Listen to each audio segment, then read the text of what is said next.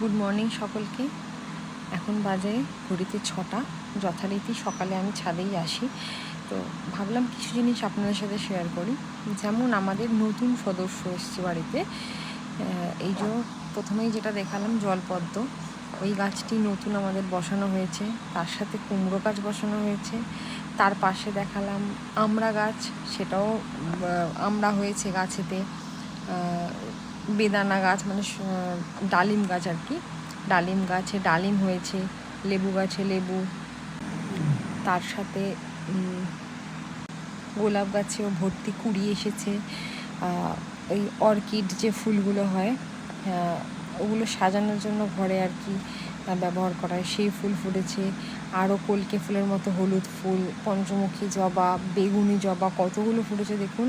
সাদা জবা, সাদা জবাটা একটু লেটে ফোটে, কুড়িটা হয়ে থাকে লেটে ফোটে, তো ওই জন্য বুঝতে পারছেন কি জানি না, সাদা জবাও সেখানে ছিল।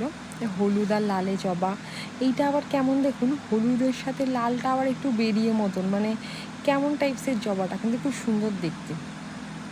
লাল জবা ফুটেছে, তার সাথে ফুটেছে আমাদের গোলাপি জবা, কুড়ি রয়েছে, ওটাও একটু লেটেই ফোটে, মানে পাপড়িগুলো লেটে মেলে, তো এটা রয়েছে। তার সাথে এটা লাল, যেরকম পঞ্চমুখী দেখালাম ওরকম নয়, কিন্তু এটাও লাল পঞ্চমুখী একটা ফুল।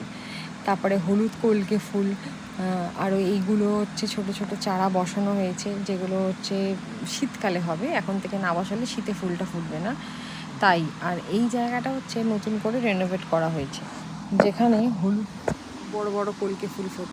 তার সাথে আমাদের স্থলপদ্ম গাছে দেখুন কত সুন্দর সুন্দর কুড়ি এসছে, এগুলো হচ্ছে সব এখন ফুটবে। আর এই জবাটা আমার মা এনেছিল, জবাটা কত সুন্দর ফুটেছে। আর এটাও মা এনেছে, এটা ভাই এনেছে। এটা কত বড় হয় জবাটা। আর এইগুলো চারা এখনও বসানো হয়েছে। তো চলুন, টাটা।